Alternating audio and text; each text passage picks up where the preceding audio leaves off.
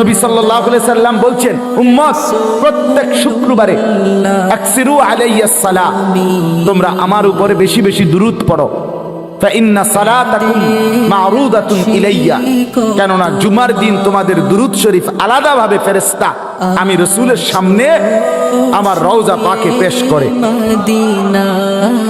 সেই দুরূদ কি জিলাফি দুরূদ? কথা বলেন না কেন? তো তাইলে সেটা কোন দিন পড়বেন? সেটা কখন পড়বেন? নবী সাল্লাল্লাহু আলাইহি সাল্লাম বলেন, আমার যেই উম্মত প্রত্যেক শুক্রবার দিন আসরের পরে 80 বার একটি দুরূদ শরীফ পড়বে, আল্লাহুম্মা সাল্লি আলা সাইয়্যিদিনা মুহাম্মাদিন নাবিয়্যিল উম্মি ওয়া আলিহি ওয়া সাল্লিম তাসলিমা, এই দুরূদ শরীফটা আমার যেই উম্মত প্রত্যেক শুক্রবার দিন আসরের নামাজের পরে বৈশা পড়বে, রাসূল বলে আল্লাহ তাআলা তাকে 80 বছরের গুনাহ মাফ করে দিবে।